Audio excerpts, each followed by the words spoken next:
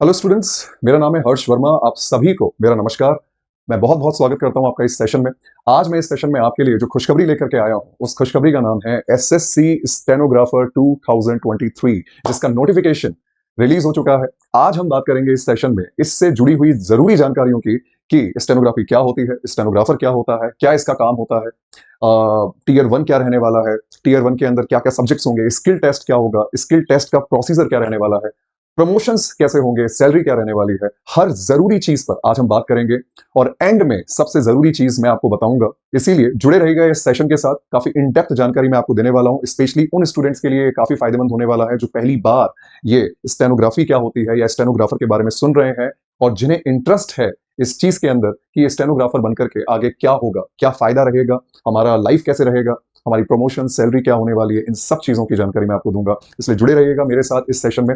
साथ ही साथ स्टूडेंट्स ये जान लेना भी बहुत जरूरी है कि ये एसएससी होता क्या है, ये एसएससी होता क्या है। तो स्टूडेंट्स मैं आपको बता दूं कि एसएससी का जो फुल फॉर्म है वो है सर्विस सिलेक्शन कमीशन। स्टूडेंट्स, हमारे भारत सरकार के अंदर कई डिपार्टमेंट्स या कई मिनिस्ट्रीज या यूं कह लीजिए जो आपके ऑर्गेनाइजेशंस हैं वो आते हैं। इन सभी डिपार्टमेंट्स और मिनिस्ट्रीज में वक्त वक्त पर काफी पोस्ट खाली होती है और इन पोस्टों को भरने के लिए हमें स्टूडेंट्स की जरूरत होती है, लोगों की जरूरत होती है।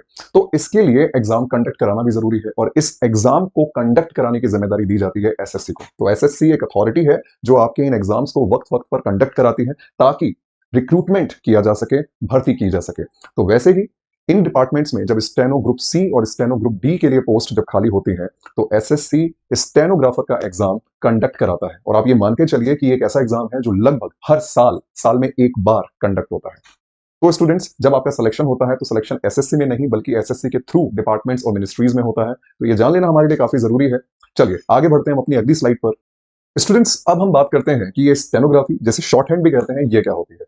तो इसको जान लेने से पहले मैं आपको एक वर्ड बताना चाहूंगा, दैट इज डिक्टेशन। इसका मतलब क्या होता है, जान लीजिए डिक्टेशन का मतलब क्या होता है। डिक्टेशन का मतलब होता है जब कोई आदमी आपके लिए कुछ बोलता है तो सुनकर के आपको वो सारी चीजें लिखनी होती हैं, बस इसी को आप डिक्टेशन कहते हैं। क्योंकि ये वर्ड आगे चल के स्टेनोग्राफी की इस डेफिनेशन में आएगा तो मुझे लगा मैं आपको पहले ही बता दूं। तो ये तो बात रही डिक्टेशन की।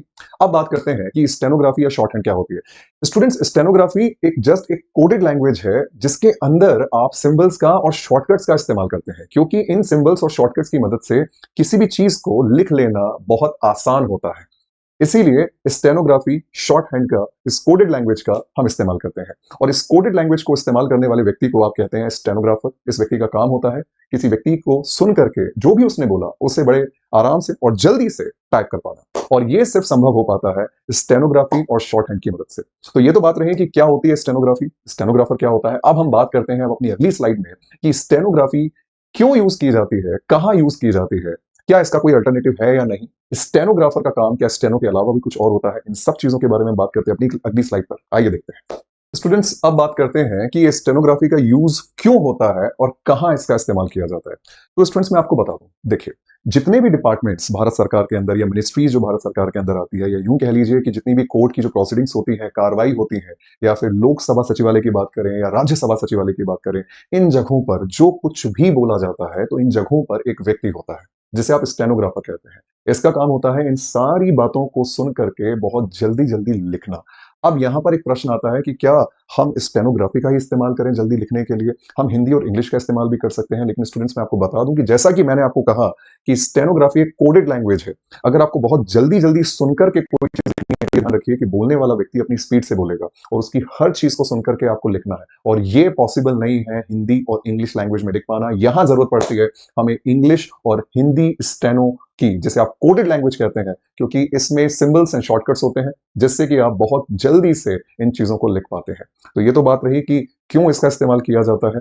दूसरी बात मैं आपको बता दूं, एक क्वेश्चन और लोग करते हैं, स्टूडेंट्स करते हैं कि सर एक काम करिए ना कि इस कोडेड लैंग्वेज की क्या जरूरत है, शॉर्ट हैंड की क्या जरूरत है। एक काम करते हैं, रिकॉर्ड कर लेते हैं, रिकॉर्ड करके आप दे दीजिए ऑफिसर को, उसको सुना दीजिए। इन सब चीजों की कोई जरूरत नहीं है। तो मैं आपको बता दूं स्टूडेंट्स कि रिकॉर्डिंग रिकॉर्डिंग एक विकल्प नहीं हो सकता है। वो क्यों नहीं हो सकता, उसका रीजन समझिए। जैसे मान के चलिए किसी भी डिपार्टमेंट में बड़े बड़े ऑफिशियल्स की आपस में मीटिंग हो रही है, ऑफिसर्स की मीटिंग हो रही है, जिसमें आईजी डीआईजी शामिल है, ये आपस में बातचीत कर रहे हैं, ये एक्शंस ले रहे हैं कि आगे चल के फ्यूचर में कोई काम कैसे होगा, कब होगा। तो ऑब्वियस सी बात है वहां पर बैठा हुआ एक स्टेनोग्राफर इन सारी चीजों को सुन करके लिख रहा होगा। वो उसे मॉडिफाई करेगा, इस मीटिंग के हो जाने के बाद वो इसे मॉडिफाई करेगा, एक प्रेजेंटेबल फॉर्मेट, एक स्क्रिप्ट तैयार करेगा और अपने ऑफिसर के सामने रख देगा। अब शिष्टाचार होता है कि ऑफिसर के सामने हमेशा हम स्क्रिप्ट रखते हैं ताकि वो स्क्रिप्ट को आसानी से पढ़ सके। कभी भी किसी ऑफिसर को ले जाकर के आप ईयरफोन या ईयरबड्स नहीं दे सकते कि लीजिए सर, ये सारी मीटिंग्स हुई थी, ये सारी बातचीत आप लोगों की हुई थी, ये आराम से सुनिए। इस तरह से नहीं होता है। उसको एक स्क्रिप्ट देनी होती है ताकि वो स्क्रिप्ट को पढ़ करके आसानी से समझ पाए। इसीलिए रिकॉर्डिंग स्टेनोग्राफी का विकल्प नहीं है। यहां तक मैंने आपको बताया कि स्टेनोग्राफी क्या होती है, इसका यूज क्या होता है, स्टेनोग्राफर क्या होता है। अब मैं आपको एक बात अगली और बताता हूं, क्या स्टेनोग्राफर का काम सिर्फ स्टेनो तक ही सीमित होता है? तो मैं आपको बता दूं, नहीं। स्टेनोग्राफर हर वो काम करता है जो एक क्लैरिकल, एक क्लर्क करता है। एक ऐसा व्यक्ति जो किसी एसएससी एग्जाम या सीजीएल या सीएचएसएल को देकर के रिक्रूट हुआ है। जो भी काम क्लर्क के होते हैं वो स्टेनोग्राफर के भी होते हैं, स्टेनो के अलावा भी। जैसे फाइल्स को हैंडल करना, ईमेल्स लिखना, ईमेल्स को सेंड करना, जितने भी कॉरेस्पॉन्डेंस के काम है, कोई लेटर या ईमेल भेजना या रिसीव करना, फाइल्स को देखना, ये सारे काम स्टेनोग्राफर के होते हैं। इसीलिए स्टेनोग्राफर को आप एक मल्टीटास्कर भी कहते हैं। तो ये तो बात रही स्टेनोग्राफर की कि स्टेनोग्राफर क्या होता है। मैं उम्मीद करता हूं कि आपको ये स्टेनोग्राफी क्या होती है, क्यों और कहां इसका इस्तेमाल होता है, स्टेनोग्राफर के काम क्या होते हैं, ये सारी जानकारी आपको बहुत अच्छे से मिल गई होगी, समझ में आ गई होगी। चलिए बात करते हैं अपनी अगली स्लाइड पर। स्टूडेंट्स, अब बात करते हैं अपनी अगली slide, that is stenographer grade C और ग्रेड डी के लिए एग्जाम डेट्स क्या रहने वाली हैं। इसका नोटिफिकेशन आउट हो चुका है 2 तारीख को। 2 तारीख से इसके फॉर्म फिल होना शुरू हो जाएंगे। आप इस एग्जाम के लिए अप्लाई कर सकते हैं। अप्लाई करने के लिए जो लास्ट डेट रहने वाली है वो है 23 तारीख, 23 अगस्त तक ये फॉर्म भरे जाएंगे। इसका एग्जाम जो कंडक्ट कराया जाएगा वो कंप्यूटर बेस्ड एग्जामिनेशन आपका होगा अक्टूबर में। तो अगर हम बात करें, अगस्त आपके पास है, लगभग पूरा अगस्त आपके पास है, सितंबर आपके पास है, अक्टूबर का आधा महीना लगभग आपके पास होगा। तो ये मोटा मोटा मान के चलिए कि 1.5 महीने आपके पास है इस एग्जाम की प्रिपरेशन करने के लिए। तो आई थिंक ये यहाँ से एक बात समझिए कि आपको लगभग 2.5 महीने पहले सरकार ने एक नोटिफिकेशन रिलीज कर दिया है। जो बच्चे बहुत समय से तैयारी कर रहे हैं या साल भर से तैयारी कर रहे हैं, उनके लिए ये एक अच्छा मौका है, उनके लिए एक अच्छा खासा समय है चीजों को समअप करने का, हर चीज को रिवाइज करने का। बात करते हैं एज लिमिट की और रिलैक्सेशन की। सबसे पहले मैं आपको बता दूं, ग्रेड सी के लिए आपकी उम्र अलग डिसाइड की गई है और ग्रेड डी के लिए आपकी उम्र अलग है। ग्रेड सी के लिए जो आपकी एज है वो है, आपकी मिनिमम एज 18 होनी चाहिए, मैक्सिमम आप 30 के होने चाहिए, 30 से ज्यादा आपको नहीं होना है। स्टेनोग्राफर डी के लिए यहाँ पर जो क्राइटेरिया रखा गया है एज का, मिनिमम एज आपकी 18 होनी चाहिए और मैक्सिमम आपकी 27 होनी चाहिए। यहाँ पर आप देख सकते हैं कि अगर आपको ये देखना हो कि आप इस एग्जाम के लिए क्वालिफाई कर रहे हैं या नहीं, तो ये ध्यान रखिए, यहाँ ये बात ध्यान रखना जरूरी है कि आपका जन्म वो इस डेट से लेकर के इस डेट के बीच में होना चाहिए। इस बात का आप ध्यान रखेंगे जो ग्रेड सी के लिए अप्लाई कर रहे हैं। ग्रेड डी के लिए अप्लाई करने वालों को ध्यान रखना है कि आपका जो जन्म है वो इस डेट से इस डेट से इस डेट के बीच में होगा। इस बात का आपको यहाँ पर ध्यान रखना है और उसी मुताबिक आप फॉर्म फिल करेंगे।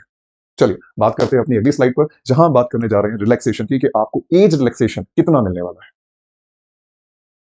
यहाँ पर एज रिलैक्सेशन मैंने मेंशन किया हुआ है, ये स्लाइड मैंने बनाई हुई है, यहाँ पर आप इसका स्क्रीनशॉट ले सकते हैं। जो age relaxation SC ST category को मिलेगा वो होगा 5 साल का। अपर एज पर जो रिलैक्सेशन मिलेगा वो 5 साल का है। इसका मतलब अगर एससी एसटी का कोई कैंडिडेट ग्रुप डी के लिए अप्लाई करता है तो अपर एज 27 है, उसमें अगर 5 और जोड़ दिए जाए, इसका मतलब वो 32 क्या होने तक एग्जाम दे सकता है। ओबीसी के लिए यहाँ पर रिलैक्सेशन 3 साल का है। फिजिकल हैंडीकैप लोग जनरल कैटेगरी से हैं तो 10 साल का रिलैक्सेशन। फिजिकल हैंडीकैप लोग अगर ओबीसी से हैं तो 13 साल का यहाँ रिलैक्सेशन मिलेगा। और अगर फिजिकल हैंडीकैप लोग एससी एसटी कैटेगरी से हैं तो 15 साल का ये रिलैक्सेशन मिलेगा, जो रिलेक्शन लगभग एसएससी के सारे एग्जाम्स में मिलता है। और यहाँ पर एक्स सर्विसमैन जनरल के लिए 3 साल है, ओबीसी के लिए 6 साल और ex serviceman SC ST category के लिए रिलैक्सेशन यहाँ है 8 साल। तो ये तो बात रही यहाँ एज रिलैक्सेशन की। बात करते हैं कि क्वालिफिकेशन क्या होगी। एग्जाम को फिल करने के लिए आपके पास जो जरूरी क्वालिफिकेशन होनी चाहिए वो है 12th पास आपका होना जरूरी है। अगर आप 12th पास हैं तो इस एग्जाम के लिए फॉर्म फिल कर सकते हैं। अगर आपने इस साल 12th पास किया है और इस तारीख से पहले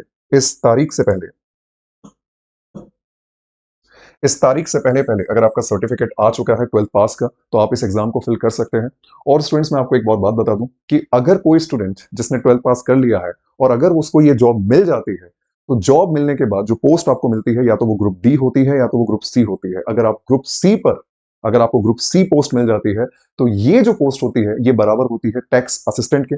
अब ये जो टैक्स असिस्टेंट की पोस्ट है ये कब मिलती है मैं आपको बताता हूँ। ये टैक्स असिस्टेंट की पोस्ट तब मिलती है जब आप ग्रेजुएट हो, उसके बाद आपको सीजीएल एग्जाम देना है, सीजीएल एग्जाम देने के बाद आपको ये पोस्ट मिलती है टैक्स असिस्टेंट की। इसका मतलब 12th का एक स्टूडेंट जिसकी जॉब सिर्फ 12th करने के बाद ग्रुप सी पर लग रही है, उसकी ये जॉब टैक्स असिस्टेंट के बराबर की जॉब होती है।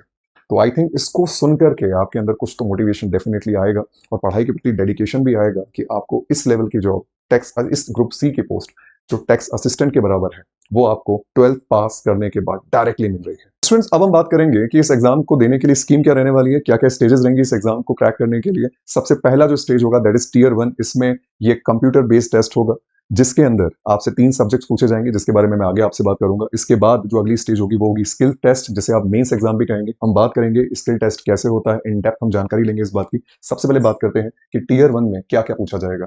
तो स्टूडेंट्स, ये है टीयर 1। टीयर 1 में आपसे 3 चीजें पूछी जाएंगी। First, general intelligence and reasoning. दूसरा, आपसे जीए पूछा जाएगा। तीसरा, सबसे सबसे सबसे इंपॉर्टेंट जो है इंग्लिश लैंग्वेज आपसे पूछी जाएगी।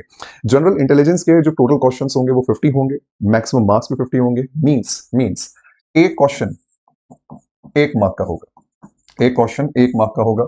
जनरल अवेयरनेस में 50 क्वेश्चन 50 मार्क्स, एक क्वेश्चन 1 मार्क का। और वही चीज इंग्लिश लैंग्वेज में यहाँ सबसे ज्यादा क्वेश्चंस पूछे जा रहे हैं जो है 100 क्वेश्चंस, और 100 क्वेश्चंस 100 मार्क्स के। इसका मतलब एक क्वेश्चन 1 मार्क का रहेगा। तो टोटल 200 क्वेश्चंस आपसे पूछे जाएंगे। टाइम आपको दिया जाएगा 2 घंटे का। इसमें सबसे ज्यादा वेटेज इंग्लिश का है, जिसका वेटेज लगभग 50% है। इसका मतलब अगर आपकी इंग्लिश अच्छी नहीं है तो आप इस एग्जाम को नहीं निकाल सकते। लगभग इम्पॉसिबल है टीयर 1 को क्रैक कर पाना। तो ये ध्यान में रखें कि जो बच्चे स्टेनोग्राफी की तैयारी कर रहे हैं वो इस बात का ध्यान रखें कि आपका पहला पेपर टीयर 1 जिसमें ये 3 सब्जेक्ट पूछे जाएंगे, उसके लिए आपकी इंग्लिश लैंग्वेज पर पकड़, कॉम्प्रिहेंशन पर पकड़ बहुत अच्छी होनी चाहिए। जितनी की पकड़, जितना आपकी पकड़ स्टेनोग्राफी पर है, उतनी ही पकड़ आपकी इंग्लिश पर भी होनी चाहिए। अब मैं एक बात इसमें और एड ऑन करना चाहूंगा। ये क्वेश्चन जो है, ये जो क्वेश्चंस हैं, ये हिंदी और इंग्लिश दोनों में आपसे पूछे जाएंगे। जनरल अवेयरनेस के, जनरल रीजनिंग के हिंदी और इंग्लिश दोनों में आएंगे। लेकिन ऑब्वियस है जो इंग्लिश लैंग्वेज के जो क्वेश्चंस होंगे वो इंग्लिश में ही होंगे, वो हिंदी में नहीं हो सकते। अगर हिंदी में आने लग जाए तो इंग्लिश लैंग्वेज का भी कोई मतलब नहीं है। इसके बाद अगर हम बात करें कि नेगेटिव मार्किंग क्या रहने वाली है स्टूडेंट्स, अब तक जो नेगेटिव मार्किंग एग्जाम्स में रही है, अभी तक जो स्टेनो, जितने भी एग्जाम्स स्टेनो के हुए हैं, उनमें जो नेगेटिव मार्किंग रही है वो है 1/4 की। लेकिन इस बार चेंज कर दिया गया है। इस बार जो नेगेटिव मार्किंग रहने वाली है वो है 1/3 की नेगेटिव मार्किंग। 1/3 नेगेटिव मार्किंग का मतलब है कि आपके 0.33 मार्क्स डिडक्ट किए जाएंगे। पहले आपके डिडक्ट किए जाते थे 0.25 मार्क्स। अगर एक क्वेश्चन सही है तो 1 मार्क मिलेगा, लेकिन अगर अगला क्वेश्चन आपने गलत कर दिया तो फिर 0.33 मार्क्स आपके कम कर दिए जाएंगे। इसीलिए इसमें लिखा भी गया है, candidates are therefore advised to keep this in mind while answering the questions. Candidates इस बात का ध्यान रखें कि जब वो आंसर कर रहे हैं तो इस नेगेटिव मार्किंग को भी ध्यान में रखें, क्योंकि 0.33 अब हो चुका है, पहले ये 0.25 था। सो ये तो बात रही tier 1 computer based test examination की। ये तीनों सब्जेक्ट्स आपसे पूछे जाएंगे। अब हम बात करते हैं इसके सिलेबस के। सिलेबस क्या रहने वाला है? हमेशा से जो सिलेबस एसएससी का रीजनिंग का जो सिलेबस रहता है वही सिलेबस इस बार भी है। हमेशा से जो रहा है वही सिलेबस इस बार भी है। सिलेबस के अंदर जो नोटिफिकेशन आया है उसमें जो भी दिया गया है वो मैंने आपके सामने यहाँ मेंशन कर दिया है। ये सारे टॉपिक्स आपको रीजनिंग के लिए पढ़ने हैं। अब बात करते हैं जनरल अवेयरनेस की। जनरल अवेयरनेस में स्टूडेंट्स हमेशा से जो पूछा जाता है एसएससी के अंदर, वो सारे टॉपिक्स जनरल अवेयरनेस के अंदर फिर से पूछे जा रहे हैं। दैट इज स्टैटिक जीके आपसे पूछा जाएगा, करंट अफेयर्स आपसे पूछा जाएगा, साइंस एंड टेक्नोलॉजी से संबंधित प्रश्न आपसे पूछे जाएंगे, history, culture, geography, economic, polity, scientific research, Indian constitution, संविधान से रिलेटेड सारे प्रश्न आपसे पूछे जाएंगे। इसकी जानकारियां आपसे ली जाएंगी। आप कितने अवेयर हैं आपके आसपास की घटनाओं को लेकर के, तो आपको ये सारी चीजें आपसे जनरल अवेयरनेस में पूछी जानी है। ये कॉमन है और ये हर एग्जाम में एसएससी के पूछा जाता है। तो ये तो आपको शुरू से ही लेके चलना है साथ में। स्टूडेंट्स, अब बात करते हैं इंग्लिश लैंग्वेज एंड कॉम्प्रिहेंशन की, जो सबसे ज्यादा वेटेज रखता है एसएससी के हर एग्जाम में। मैं फिर कहूंगा एसएससी के हर एग्जाम में इंग्लिश का वेटेज अब पहले से ज्यादा बढ़ चुका है। स्टेनोग्राफर की पोस्ट के लिए इंग्लिश लैंग्वेज पूछी जाती है, मैथ्स बिल्कुल नहीं पूछी जाती है। इसीलिए ध्यान रखिए कि आपका पूरा जोर इंग्लिश को सीखने पर होना चाहिए। आप 1 साल स्टेनोग्राफी को सीखने के लिए देते हैं, ये मान के चलिए इतना ही टाइम आपको इंग्लिश को भी देना होता है सीखने के लिए। ये समझिए स्टूडेंट्स, जो मैंने इतने सारे टॉपिक्स आपके सामने लिखे हैं, ये सारे टॉपिक्स एसएससी के सारे एग्जाम्स में आते हैं। आप जब तक इन सारी चीजों को कवर नहीं करेंगे, इनके एस्पेक्ट्स को नहीं समझेंगे, डीपली हर एक टॉपिक को नहीं समझेंगे, तब तक आप खुद से ही उम्मीद नहीं कर सकते कि आप एसएससी एग्जाम को क्रैक कर पाए। तो ये है आपके सामने सिलेबस इंग्लिश लैंग्वेज का, और ये सिलेबस कॉमन है लगभग हर वनडे एग्जाम, जो गवर्नमेंट का जो भी वनडे एग्जाम होता है, बैंक की बात कर लीजिए आप, एसएससी की बात कर लीजिए, सीजीएल, सीएचएसएल, किसी भी एग्जाम की बात कर लीजिए, आपको ये सब चीजें इंग्लिश लैंग्वेज में कॉम्प्रिहेंशन में पढ़नी होती है।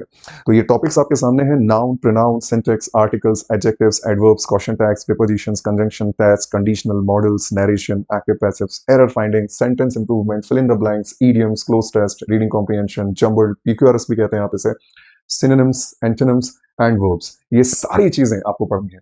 और एक बात बताइए, इन सब चीजों को पढ़ने में, इन टॉपिक्स के हर एक कंसेप्ट को समझने में समय लगता है। स्टूडेंट्स, आपके पास दो विकल्प होते हैं, या तो आप इन्हें रूल वाइज पढ़िए या तो आप इन्हें कंसेप्चुअली पढ़िए। लेकिन मैं आपको बता दूं, अब लगभग 2018 के बाद या 2000 लगभग कोरोना के बाद से अब जो एग्जाम का पैटर्न है, जो क्वेश्चंस पूछे जा रहे हैं, वो इस तरह से पूछे जाते हैं कि ये चेक किया जाता है कि आपने कहीं इंग्लिश को रटा तो नहीं है। आप इंग्लिश को कंसेप्चुअली समझ कर ही पढ़ सकते हैं। आज की डेट में जो बच्चा एक किताब लेकर के सिर्फ रूल रट कर जा रहा है, वो एग्जाम क्रैक नहीं कर सकता। समझिए, हर चीज की टेस्टिंग की जाती है। आपके सामने जंबल्ड रखा जाता है, आपके सामने रीडिंग कॉम्प्रिहेंशन रखा जाता है, आपके सामने फिल इन द ब्लैंक्स रखा जाता है, जहां पर ग्रामर और वोकैबुलरी दोनों का बहुत इंपॉर्टेंट रोल होता है। आपसे पूछा जाता है एरर फाइंडिंग, की एक सेंटेंस आपको दिया जाएगा, फ्रैक्शनली उसे डिवाइड कर दिया जाएगा अलग अलग भागों में, और आपसे कहा जाएगा कि बताइए किस हिस्से में एरर है। अब वहां पर आपकी पढ़ने की क्षमता भी चेक कर ली जाती है, आपकी वोकैबुलरी भी चेक कर ली जाती है, आप कितना जल्दी कॉम्प्रिहेंड कर पाते हैं, समझ पाते हैं, इस चीज की भी टेस्टिंग हो जाती है। तो ये मान के चलिए कि इंग्लिश लैंग्वेज के बिना आप आगे नहीं बढ़ सकते, ना ही स्टेनोग्राफी को छोड़ करके आप आगे बढ़ सकते हैं। दोनों ही चीजें स्टेनोग्राफर बनने के लिए सबसे जरूरी है। इस इंग्लिश लैंग्वेज से बच्चों को काफी डर लगता है, और डर की वजह से वो हमेशा इसे पढ़ने से कतराते हैं और इसको टालते चले जाते हैं। तो टालना नहीं है, डरना नहीं है, बल्कि करना है। और एक साल आप सभी स्टूडेंट्स लेके चलिए कि एक साल लगता है स्टेनोग्राफी को भी सीखने में और इंग्लिश को भी सीखने में। अब हम बात करते हैं स्टूडेंट्स कि ये इंग्लिश लैंग्वेज को वेटेज इतना क्यों दिया जाता है एसएससी एग्जाम्स में। एसएससी के सारे एग्जाम्स में नहीं, किसी भी एग्जाम में इंग्लिश को इतना वेटेज क्यों दिया जा रहा है। एक बात मैं आपको और बता दूं कि इंग्लिश का वेटेज मैथ से भी ज्यादा हो गया है। जितने भी बड़े गवर्नमेंट एग्जाम्स होते हैं, जहां से आप एक क्लैरिकल लेवल से ऑफिसर लेवल की पोस्ट पर पहुंचते हैं, या फिर आप डायरेक्टली एक ऑफिसर लेवल की पोस्ट पर रिक्रूट होते हैं। तो हम बात करते हैं अपनी अगली स्लाइड पर कि क्यों इतना वेटेज दिया जाता है इंग्लिश को। तो ये सारे पॉइंट्स मैंने आप लोगों के सामने मेंशन किए हुए हैं। स्टूडेंट्स एक बात को समझिए, आप जब रिक्रूट होकर के किसी डिपार्टमेंट से अटैच होते हैं, किसी मिनिस्ट्री से अटैच होते हैं, किसी अपने सीनियर के अंडर में काम करते हैं, वहां पर आपकी कम्युनिकेशन स्किल्स का अच्छा होना बहुत जरूरी है। यहां पर it assesses candidates language proficiency, communication skills and comprehension abilities. क्योंकि जब आप किसी मिनिस्ट्री से जब अटैच होते हैं, किसी सीनियर ऑफिसर से जब स्टूडेंट्स आप अटैच होते हैं, तो वहां पर आपकी कम्युनिकेशन स्किल्स का अच्छा होना बहुत जरूरी है। क्योंकि अगर ऑफिसर कुछ कह रहा है इंग्लिश में और आप उसको समझ पा रहे हैं, तो किसके दम पर? सिर्फ इंग्लिश लैंग्वेज की अंडरस्टैंडिंग के दम पर। अगर आपको ऑफिस के अंदर ईमेल्स या लेटर्स को सेंड करना है, लेटर्स लिखने हैं, ईमेल सेंड करने हैं, या किसी का ईमेल पढ़ना है और पढ़ करके अपने ऑफिसर को बताना है, वो इंफॉर्मेशन कन्वे करनी है, पब्लिक के साथ इंटरेक्ट करना है, तो यहां पर आपकी इंग्लिश लैंग्वेज बहुत मायने रखती है। हो सकता है कि धीरे धीरे आपका प्रमोशन होता चला जाए और आपको बाहर फॉरेन भेज दिया जाए कुछ समय के लिए, किसी मीटिंग को अटेंड करने के लिए, या एक टेम्परेरी आपकी पोस्टिंग कर दी जाए फॉरेन में। तो मुझे बताइए कि फॉरेन में जाकर के आप जब किसी मीटिंग को अटेंड करेंगे, या किसी ऑर्गेनाइजेशन से आप जब जुड़ेंगे, आप रिप्रेजेंटेटिव होंगे, भारत सरकार को आप रिप्रेजेंट करेंगे, ऐसे में वहां पर जो एक कॉमन लैंग्वेज होगी, वो कौन सी होगी? वो इंग्लिश लैंग्वेज होगी। इसीलिए सबसे ज्यादा जोर दिया जाता है इस भाषा के ऊपर, क्योंकि आप भविष्य में एक लो लेवल की पोस्ट से एक हाई लेवल की पोस्ट पर जाएंगे, धीरे धीरे प्रमोट होते हुए। जब आप धीरे धीरे प्रमोट होते हुए ऊपर जाएंगे, तो आपकी कम्युनिकेशन स्किल्स उसी हिसाब से अच्छी होना जरूरी है। लेकिन उसके लिए जरूरी है कि आपका फाउंडेशन इंग्लिश में क्लियर हो। अगर आपका फाउंडेशन ही क्लियर नहीं है, तो आप आगे ये भाषा नहीं सीख पाएंगे। क्योंकि आपका काम होता है ईमेल्स को लिखना, लेटर्स को, रिपोर्ट्स को, ऑफिशियल नोट्स बनाना, कलीग्स को देना, बॉस के साथ इंटरेक्ट करना, इंस्ट्रक्शंस को समझना, डॉक्यूमेंट्स को पढ़ना, और अच्छे से कम्युनिकेट करना। और ये सारी चीजें सिर्फ तभी संभव है जब आपकी इंग्लिश लैंग्वेज अच्छी है। तो एक बात का ध्यान रखिए, अगर इंग्लिश लैंग्वेज अच्छी नहीं है, तो आप कौन सा देयर लिख रहे हैं, THERE वाला या THEIR वाला? अगर आपने इन दोनों देयर के बारे में एक छोटा सा एग्जांपल दे रहा हूं कि अगर दो तरह के देयर हैं, THERE, THEIR, अगर आप एक देयर की जगह दूसरा देयर लिख दें और दूसरे की जगह पहला लिख दें, तो आई थिंक यहां पर काफी कंफ्यूजन हो सकता है। और ये कंफ्यूजन आगे चल करके बाकियों के लिए भी और आपके लिए भी शायद अच्छा ना हो। तो ध्यान रखिए, इंग्लिश को बहुत अच्छा करिए, बहुत अच्छा करिए। सारे एग्जाम्स के लिए आपको इंग्लिश पढ़नी है, ये ध्यान रखिए, अगर आप ऑफिसर बनना चाहते हैं तो। ये तो बात रही कि इंग्लिश को सभी एग्जाम्स में इतना वेटेज क्यों दिया जाता है। अब बात करते हैं अपनी अगली स्लाइड पर। अब हम बात करते हैं सबसे इंपॉर्टेंट, टीयर 1 के बाद जो आपका मेंस एग्जाम होगा, जो सिर्फ क्वालिफाइंग रहेगा, स्किल टेस्ट, जिसे आप मेंस भी कहते हैं, जिसे आप टीयर 2 भी कहते हैं। अब ये स्किल टेस्ट का जो प्रोसीजर होता है, ये क्या होता है? स्टूडेंट्स जब आप टीयर 1 एग्जाम दे देते हैं, टीयर 1 एग्जाम के बाद जब आप मेंस के लिए क्वालिफाई करते हैं, स्किल टेस्ट के लिए क्वालिफाई करते हैं, तो फिर आपको अपने डॉक्यूमेंट साथ लेके जाने होते हैं। आपकी 10th की मार्कशीट, आपकी 12th की मार्कशीट, आपका आधार कार्ड, ये सब आप डॉक्यूमेंट्स अपने साथ लेके जाते हैं। इन सारे डॉक्यूमेंट्स की चेकिंग होती है, फिर आपको अलाउ किया जाता है ये स्किल टेस्ट देने के लिए। अब स्किल टेस्ट का जो प्रोसीजर होता है, वो क्या होता है? सबसे पहले आप डॉक्यूमेंट्स अपने सबमिट कर देते हैं, डॉक्यूमेंट्स की चेकिंग कर ली जाती है। इसके बाद अगला स्टेप आता है, that is dictation plus writing short hand. Short hand को टाइप नहीं करना होता है, शॉर्ट हैंड को लिखना होता है, इस बात का ध्यान रखिए। अब होगा क्या कि आपको 10 मिनट दिए जाएंगे। अब इस 10 मिनट के अंदर ग्रेड सी के लिए ग्रेड सी के लिए ग्रेड सी पोस्ट के लिए आपको 10 मिनट दिए जाएंगे और 10 ही मिनट आपको ग्रेड डी पोस्ट के लिए दिए जाएंगे। ग्रेड डी पोस्ट के लिए आपको 10 मिनट दिए जाएंगे। अब यहां पर आपको एक बात का ध्यान और रखना है कि इन 10 मिनट के अंदर आपको सुनाई जाएगी और इस डिक्टेशन को सुनकर के आपको इन 10 मिनट के अंदर उस डिक्टेशन को लिखना होगा। अब लेकिन यहां पर भी एक बात का ध्यान रखना है कि जिन लोगों ने ग्रेड सी के लिए अप्लाई किया था, उन लोगों के लिए जो डिक्टेशन की स्पीड होगी वो होगी 100 वर्ड्स पर मिनट, और जिन लोगों ने ग्रेड डी के लिए अप्लाई किया है उनके लिए डिक्टेशन की स्पीड होगी 80 वर्ड्स पर मिनट। तो ये अलग अलग स्पीड होगी 100 वर्ड्स पर मिनट की और 80 वर्ड्स पर मिनट की। ग्रेड सी के लिए ये स्पीड होगी और ग्रेड डी के लिए ये स्पीड होगी। अब आपको इसी स्पीड को ध्यान में रखते हुए 10 मिनट के अंदर अंदर इस डिक्टेशन को लिखना है। अगर स्पीड 100 वर्ड्स पर मिनट की है तो 10 मिनट के अंदर आपको 1000 शब्द सुनने होंगे, और अगर 80 वर्ड्स पर मिनट की स्पीड है तब 10 मिनट के अंदर 800 वर्ड्स आपको सुनाई देंगे। ग्रेड सी की पोस्ट के लिए अप्लाई करने वाले स्टूडेंट्स को ये 1000 वर्ड्स को सुनकर के 10 मिनट में लिखना है, और ग्रेड डी के लिए जिन्होंने अप्लाई किया है उन लोगों को 800 वर्ड्स सुनकर के बहुत जल्दी से लिखना है। तो ये 10 मिनट आपको दिए जाएंगे डिक्टेशन प्लस शॉर्ट हैंड के लिए। जब आपके 10 मिनट कंप्लीट हो जाएंगे तो अगले 10 मिनट आपको दिए जाएंगे जो भी आपने लिखा है उसको पढ़ने के लिए, उसको पढ़ने के लिए। अब इसके बाद जब आप वो डिक्टेशन जो आपने लिखी है जब आप उसको पढ़ लेंगे तो पढ़ने के बाद अगला स्टेज आएगा टाइपिंग का। अब आपको एक कंप्यूटर लैब में भेज दिया जाएगा जहां पर जो आपने डिक्टेशन लिखी है इस डिक्टेशन को आपको टाइप करना होगा, और इसके लिए भी टाइम आपको दिया जाएगा।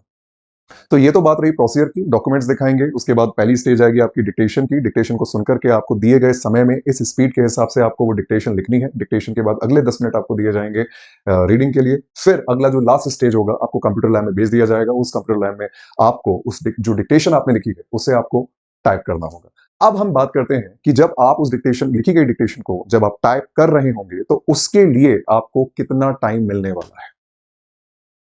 स्टूडेंट्स ग्रेड डी के लिए जिन्होंने इंग्लिश से अप्लाई किया है उनके लिए टाइम दिया जाएगा 50। ग्रेड डी जिन्होंने हिंदी से अप्लाई किया है उनके लिए टाइम होगा 65, और ग्रेड सी जिन्होंने इंग्लिश से अप्लाई किया है उनके लिए टाइम होगा 40, और ग्रेड सी जिन्होंने हिंदी से अप्लाई किया है उनके लिए टाइम होगा 55। तो यहाँ पर ये बात बहुत ध्यान देने वाली है कि इंग्लिश के लिए यहाँ पर थोड़ा समय कम दिया जा रहा है और हिंदी के लिए समय ज्यादा दिया जा रहा है, और इन सभी टाइमिंग्स में डिफरेंस है ग्रेड के हिसाब से। तो आपको इस टाइम को भी ध्यान में रखना है। तो जो बच्चे स्टेनोग्राफी की प्रैक्टिस कर रहे हैं जिन्हें 1 साल लगभग हो चुका है वो इसी स्पीड के हिसाब से इसी स्पीड के हिसाब से चलें कि ग्रेड सी की जो स्पीड रहेगी वो रहेगी 100 वर्ड्स पर मिनट डिक्टेशन की, और फिर जब आप उस डिक्टेशन को लिख लेंगे और टाइप करने की बारी आएगी तो टाइम ये रहेगा। फिर ग्रेड डी की जो डिक्टेशन स्पीड रहेगी वो रहेगी 80 वर्ड्स पर मिनट, मींस 10 मिनट के अंदर 800 वर्ड्स डिक्टेट किए जाएंगे। उनको लिख लेने के बाद फिर जब आप टाइपिंग करेंगे तो आपके लिए टाइम ये रहने वाला है। तो इसको ध्यान में रखते हुए ही अपनी प्रैक्टिस को करें और अपनी प्रैक्टिस को डे बाय डे अच्छा करने की कोशिश करते रहें, जो आई थिंक आपको कहने की शायद मुझे जरूरत नहीं होनी चाहिए। तो ये तो बात रही स्किल टेस्ट के प्रोसीजर की, किस तरह से स्किल टेस्ट कंडक्ट किया जाता है। इन डेप्थ मैंने आपको जानकारी देने की कोशिश की है। आपके लिए अभी इतनी जानकारी ही सफिशिएंट है और आई थिंक इससे ज्यादा आपको जानने की जरूरत नहीं है। चलिए बात करते हैं अपनी अगली स्लाइड पर। सो स्टूडेंट्स यहाँ पर ये जानना बहुत जरूरी है कि आप में से जो कोई भी स्टेनोग्राफी टेस्ट जो हिंदी में देगा उसके लिए बाद में इंग्लिश स्टेनोग्राफी सीखना जरूरी होगा, और इसका वाइस वर्सा जस्ट उल्टा। जो कैंडिडेट इंग्लिश स्टेनोग्राफी टेस्ट देगा उसको बाद में हिंदी स्टेनोग्राफी टेस्ट भी देना होगा, हिंदी स्टेनोग्राफी भी सीखनी होगी आपके अपॉइंटमेंट के बाद। अगर ऐसा नहीं होता है और अगर आप हिंदी जानते हैं स्टेनोग्राफी में और इंग्लिश नहीं जानते, और इंग्लिश जानते हैं हिंदी नहीं जानते, और अपॉइंटमेंट के बाद ज्वाइन करने के बाद अगर आप इसे नहीं सीखते हैं तो ऐसे में जो आपका प्रोबेशन है वो कैंसिल किया जा सकता है। अगली चीज आपको याद रखनी है कि जो स्किल टेस्ट है वो आपके कमीशन के जो रीजनल ऑफिसेज हैं वहां पर होगा, जो भी सेंटर डिसाइड करेगा कमीशन वहां पर होगा। चलिए बात करते हैं अपने अगली स्लाइड पर। स्टूडेंट्स अब बात करते हैं प्रमोशन एंड सैलरी क्या होती है एक स्टेनोग्राफर की, उस बारे में। स्टूडेंट्स, प्रमोशन और सैलरी का नाम सुनकर के एक स्टूडेंट को काफी मोटिवेशन आता है और पढ़ाई के प्रति वो पहले से ज्यादा डेडिकेटेड हो जाता है। तो हर कोई ये जानना जरूर चाहता है कि प्रमोशंस कैसे कैसे होते भी हैं कि नहीं होते हैं। अगर हमें पता लग जाए कि इस तरह से प्रमोशंस होते हैं तो हम उस पढ़ाई को, उस चीज की तैयारी हम ज्यादा डेडिकेशन के साथ करते हैं, ज्यादा एनर्जी के साथ करते हैं और ज्यादा खुश होकर के करते हैं। तो आज हम चर्चा करने वाले हैं इस स्लाइड के अंदर इसी चीज के बारे में कि प्रमोशंस कैसे होंगे, सैलरी क्या रहने वाली है। और मैं आपको बताऊं कि प्रमोशंस और सैलरी के बारे में जान करके आप वाकई में ताजुब करेंगे कि एक 12th क्लास के स्टूडेंट को अगर ये पोस्ट मिल जाए तो उसके क्या मॉनेटरी बेनिफिट्स हैं और क्या क्या बेनिफिट्स होते हैं।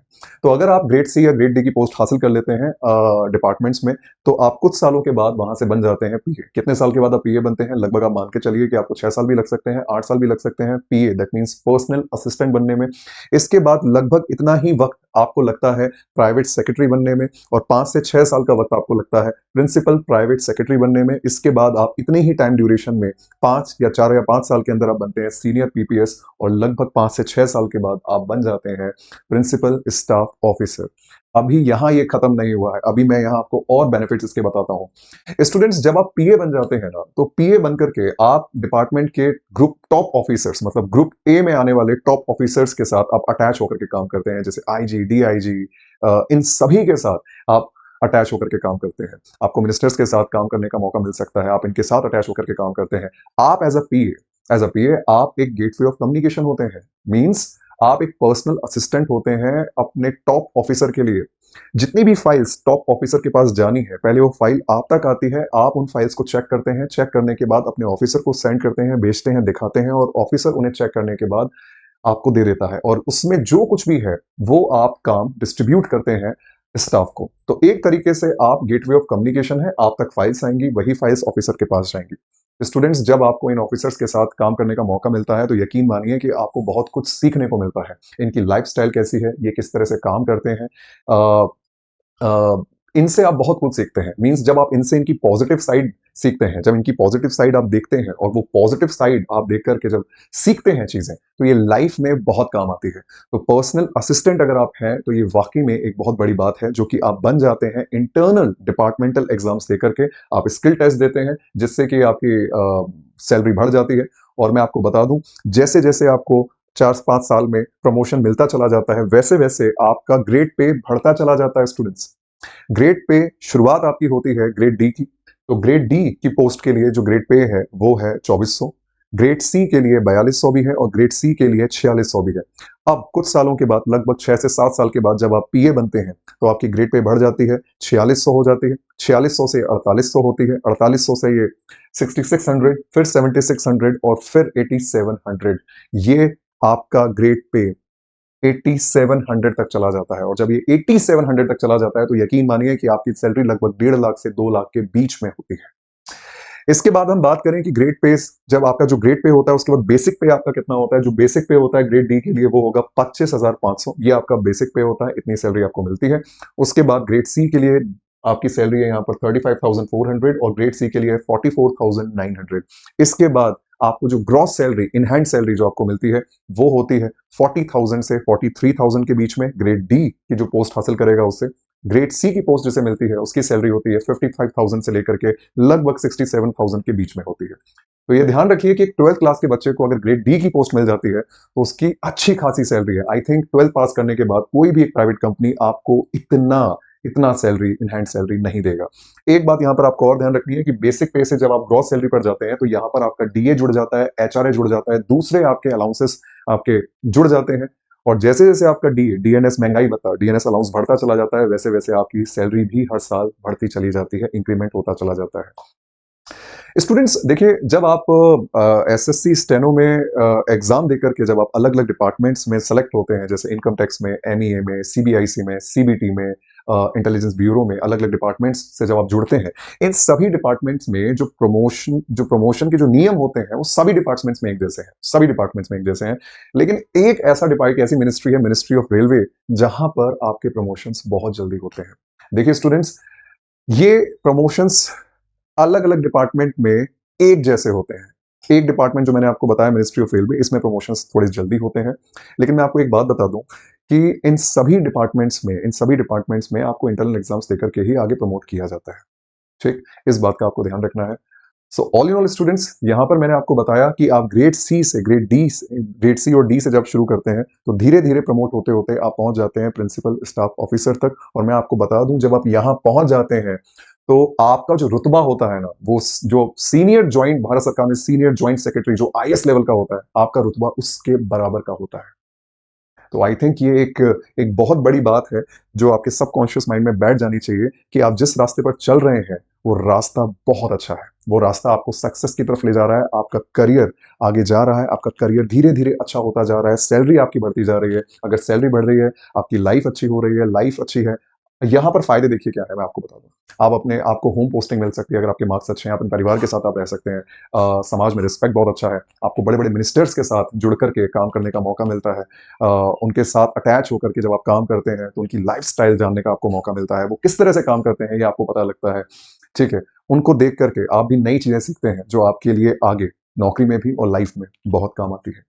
तो ये सारे फायदे हैं एक स्टेनोग्राफर से शुरू करने के। अगर आप 12th पास कर चुके हैं तो ये मौका मत चूकिए। अगर आप में से अभी किसी ने तैयारी नहीं करी है, पहली बार इस चीज की जानकारी ले रहे हैं, तो मैं कहूंगा लग जाइए इसकी तैयारी में। आई थिंक एक प्राइवेट ऑर्गेनाइजेशन आपको इतना पैसा, इतनी सैलरी नहीं देती है जितना की सैलरी आपको कोई एसएससी एग्जाम पास करने के बाद मिलती है, और वो भी एक 12th के स्टूडेंट होने के बाद भी।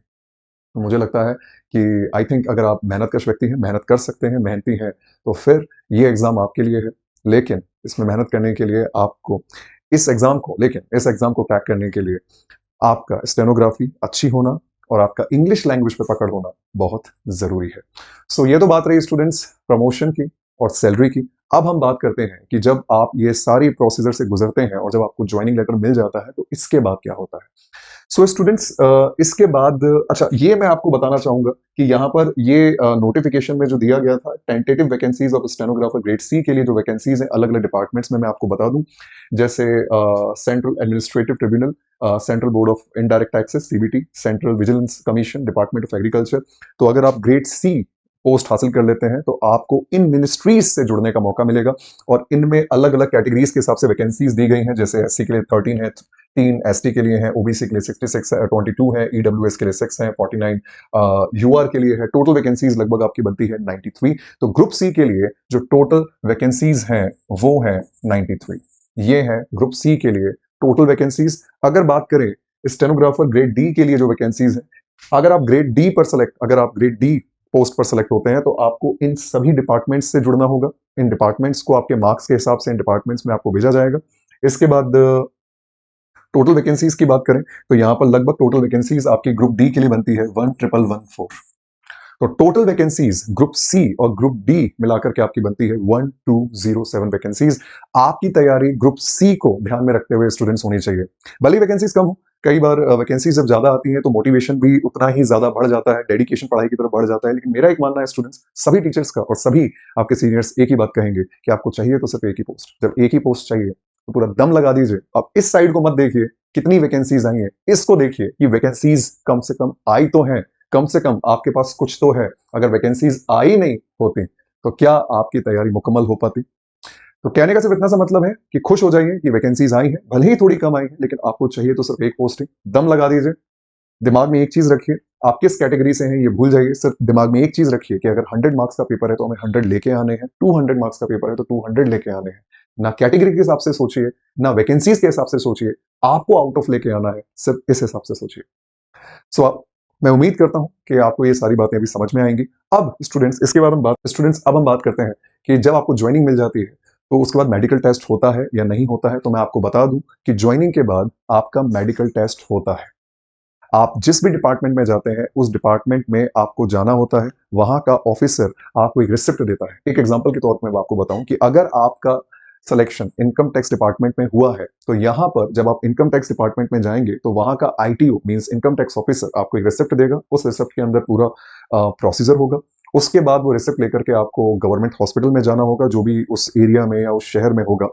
उस गवर्नमेंट हॉस्पिटल में जाने के बाद वहां पर भी एक पर्टिकुलर डिपार्टमेंट होगा जहां आपको जाना होता है, और उस पर्टिकुलर डिपार्टमेंट में फिर आपका मेडिकल टेस्ट होता है। इसमें आपका ब्लड टेस्ट होता है, यूरिन टेस्ट होता है, और मैं आपको बता दूं कि जब ये रिपोर्ट होती है इसको बड़ा कॉन्फिडेंशियल रखा जाता है और उस डिपार्टमेंट को भेज दिया जाता है जिस डिपार्टमेंट में आपका सिलेक्शन हुआ है। अब बात आती है कि सर अगर हमने स्पेक्टिकल्स लगाए हुए हैं, चश्मा लगाया हुआ है, तो इससे कोई प्रॉब्लम है? मैं कहता हूँ चश्मा लगाने से कोई प्रॉब्लम नहीं है, बस आपका 6x6 का विजन जो है वो क्लियर होना चाहिए। अगर आपने चश्मा भी लगा रखा है तो उससे कोई दिक्कत नहीं है। तो ये मेडिकल टेस्ट आपका ज्वाइनिंग के बाद होता है। तो स्टूडेंट्स, मैं उम्मीद करता हूँ कि आज का ये सेशन आपको ज़रूर पसंद आया होगा। जितना हो पाया मैंने जानकारियाँ आपको देने की कोशिश करी। लग जाइए इस एग्ज़ाम की तैयारी के लिए, क्योंकि इसमें प्रमोशंस भी अच्छे हैं, इसकी सैलरी भी अच्छी है, और आई थिंक एक 12th क्लास पास स्टूडेंट को अगर ये नौकरी एक कम एज में मिल जाए तो आई थिंक ये उसके लिए बहुत बड़ी बात होनी चाहिए। तो मैं उम्मीद करता हूँ कि आपको मेरा ये सेशन पसंद आया होगा। मेरी साइड से इतना ही। Thank you so much students, and जय हिंद। धन्यवाद। Thank you.